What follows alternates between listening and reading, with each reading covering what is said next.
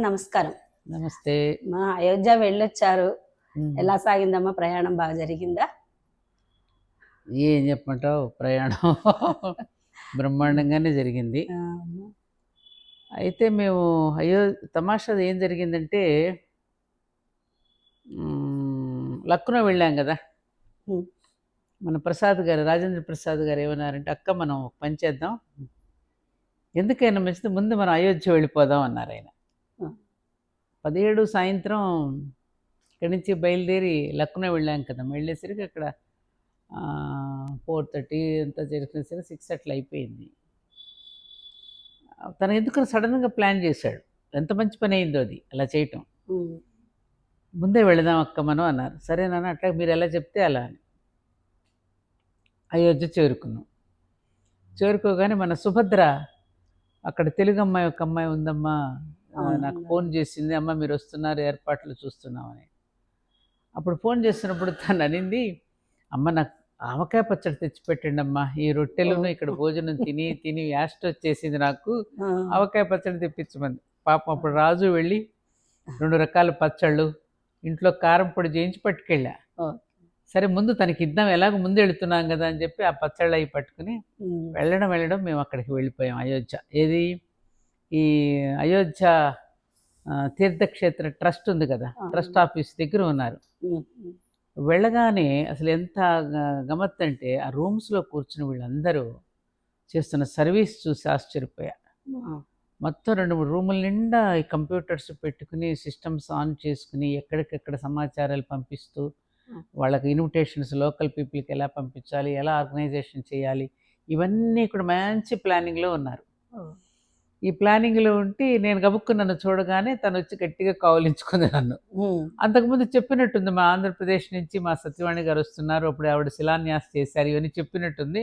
ఇంకా సిబ్బంది మొత్తం వచ్చి నాకు పాదాభివందనం చేయడం, నన్ను కౌగిలించుకోవటం, వాళ్ళు బాగా చాలా ఆనందోత్సాహాలు చూపించారు. సరే అక్కడికి వెళ్ళి పాపం ఇంకా ఎక్కువ సేపు వాళ్ళ దగ్గర ఉండి వాళ్ళ పనిని మేము డిస్టర్బ్ చేయకూడదు కదా!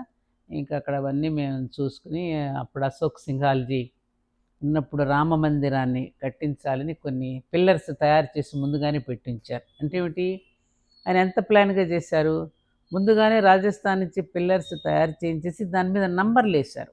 ఓహ్! ఆ నంబర్ ప్రకారం ఏ పిల్లర్ ఎక్కడ ఫిక్స్ చేయాలో అనే దానికి ప్రీ ప్లాన్డ్‌గా ఒక మందిరాన్ని, అసెంబుల్డ్ మందిరాన్ని తయారు చేసి పెట్టారు ఆల్రెడీ. ఓహో! అవన్నీ చూసాను. ఆ స్తంభాలన్నీ ముట్టుకుని అక్కడ పని వాళ్ళతో కాసేపు మాట్లాడుకొని సరదాగా. తర్వాత మాకక్కడ ఇప్పుడు ఎవరైతే ఈ తలుపులు చేయిస్తున్నారో, హ్మ్. మన తెలుగు రాష్ట్రాల నుంచి అనురాధ టింబర్ డిపో నుండి చదలవాడ శరత్ బాబు గారి నంబర్ ఇచ్చాడు మన శ్రీనివాస్, తనకి ఫ్రెండ్ అట. ఓహో! సరే శరత్ నువ్వు ఎక్కడున్నావయ్యా, మేము ఇట్లా అయోధ్యకి వచ్చాడు, మీరు ఉన్న చోటే ఉండండమ్మా హ్మ్. అని చెప్పి నేను చెప్తానని చెప్తే అక్కడ అప్పటికే సెక్యూరిటీ పెట్టేశారు వాళ్ళు. ఎవరిని రానిట్లా మొత్తం సీసీ కెమెరాస్ పెట్టేసి అయోధ్య మందిరం ప్రాంగణంలోకి ఎవరిని రానియకుండా చాలా రెస్ట్రిక్షన్స్ పెట్టారు. అప్పుడు అతను శరత్ బాబు ట్రై చేసి అక్కడ ఉన్నటువంటి మెయిన్ సెక్యూరిటీ ఎవరైతే ఉన్నారో ఆయనతో మాట్లాడాడు. ఇట్లా పలానా వారు వచ్చారండి, ఆవిడ చాలా ఇంపార్టెంట్ పర్సన్ మాకు, అందులో అయోధ్య రామజన్మభూమిలో కూడా ఆవిడ చాలా ఇచ్చేశారు అని ముందు చెప్పినట్టున్నాడు. ఏమండి మంచిగా సంతోషమే, కానీ ఇక్కడ అన్నీ ఉన్నాయండి, ఏదైనా కనుక జరిగితే నాకు మళ్ళీ ఇబ్బంది కదా అంటే, అయితే ఒక పని చేద్దామండి, మీరు రండి, నేనే వెళ్ళి కారులో, నాకు ఎట్లాగో పాస్ ఉంది కదా, నేనే కారులో వెళ్ళి వారిని తీసుకొస్తాను. పాప మాకు అక్కడి నుంచి ఆ! తన పని వదిలిపెట్టి ఆ కారులో నన్ను ప్రసాద్ గారు మమ్మల్ని ఎక్కించుకుని మొత్తానికి రామ మందిరంలోకి తీసుకెళ్ళారు. ఇక చూడమ్మా, వెళ్ళగా నా పెద్ద భవనం కనపడింది, ఇక రాముడిది ఇక మామూలుగా లేదు ఇక నా పరిస్థితి. అద్భుతం. అక్కడ ఎన్నో ఇప్పుడు ఆనాడు ఏదో మహల్ కడుతూ ఉంటే వేల మంది చేశారు, శ్రీశ్రీ గారు ఏదో రాసినట్టుగా. అటు హ్యాట్స్ పెట్టుకుని అక్కడ వర్కర్స్ అందరూ పనులు చేస్తున్నారు. ప్రతిష్టాపనకు ముందు నుంచి పూల అలంకరణ సిద్ధం చేస్తున్నారు, నాపరాలు బరుస్తున్నారు, ఎలక్ట్రిసిటీ వైర్లు తగిలిస్తున్నారు, బల్బులు పెడుతున్నారు, మొత్తం ఏర్పాటే. అదే రోజున అదే రోజున రామలల్లా క్షేత్ర ట్రస్ట్ ఆఫీసు నుండి ఈ లోపలికి చేరుకున్నాడు. మేము వెళ్ళిన రోజునే. అబ్బా! మేము వెళ్ళిన రోజున లోపలికి చేరుకున్నాను. పూజ విగ్రహ ప్రతిష్టా కార్యక్రమాలకు ముందుగా ఆ యాగశాల అవన్నీ అక్కడ చూసాం.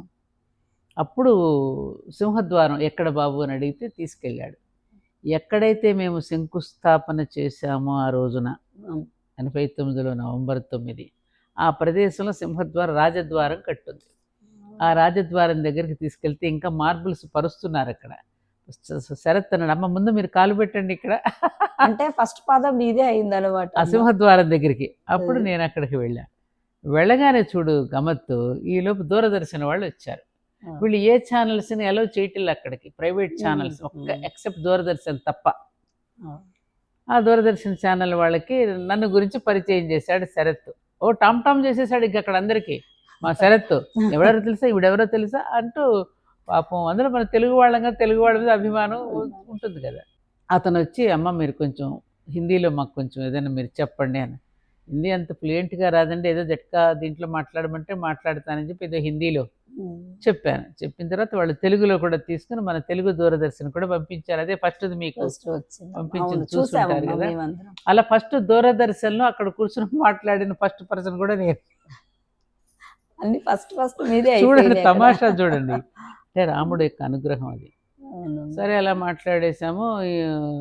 ఈలోపు ఆల్ ఇండియా రేడియో, అదేంటి ఎన్ఆర్ఐ, తెలుగు ఎన్ఆర్ఐ రేడియో వాళ్ళు అక్కడి నుంచి ఫోన్ చేశారు. నారుమంచి గారు, అమ్మ సత్యవాణి గారు మీరు అయోధ్యలో ఉన్నట్టు తెలిసింది, ఏమిటమ్మా అక్కడ ఎలా ఉంది ఏంటంటే ఆయన అప్పటికే నేను చాలా దీనిలో ఉన్నాను కదా, ఇంక నాకు ఆనంద బాష్పాలు ఇంత కాదు. ఏం చెప్పమంటారండి, ఈ సమయంలో నన్ను మాట్లాడమంటే నేను ఇక్కడ అనుభూతి చెందిన క్షణాల్లో మీరు ఫోన్ చేశారు, ఏం మాట్లాడతానండి అని. సరే అలా జరిగిందమ్మా. ఇంక అన్నీ చూసుకుని ఇక మేము సాయంకాలం మళ్ళీ తిరిగి లక్నోకి వెళ్ళిపోయి మర్నాడు ఉదయమే చక్కగా మన గురువుగారు కట్టించారు కదా, వెంకటరమణ సిద్ధాంతి గారు కట్టి నైమిసారణ్యం వెళ్ళాం. అక్కడ మంచి వేడివేడి భోజనం పెట్టారు. శుభ్రంగా అక్కడ సత్యనారాయణ స్వామి గుడిలో ఆశీర్వచనాలు తీసుకున్నాం. అదంతా దర్శనం చేసుకున్నాం. ఇంకా అక్కడ మేము వచ్చామని అక్కడ ఆనందం ఇంత కాదు.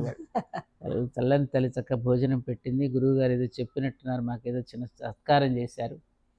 ఇక అక్కడి నుంచి వ్యాసగద్ది అక్కడికి వెళ్ళాం. వ్యాసుడు ఎక్కడైతే పురాణాలు వేద అక్కడ, అలాగే నైమిసారణ్యం చూసి చక్రతీర్థం, లలిత అమ్మవారిని చూసి చోట్ల అవన్నీ చూసాం, ముఖ్యమైన ప్లేసులు. సాయంకాలానికి మళ్ళీ లక్నో వచ్చి మళ్ళీ మరునాడు ప్రయాగరాజు వెళ్ళాం. ప్రయాగరాజు వెళ్ళి అక్కడ ఈ సంగమం దగ్గరికి వెళ్ళి ఆ బోట్లో తిరిగి అమ్మవారికి నమస్కారం చేసుకుని మళ్ళీ తిరిగి లక్నోకి వచ్చేసి ఇక మరునాడు బయలుదేరి మధ్యాహ్నం నుంచి అయోధ్యకు వచ్చాం.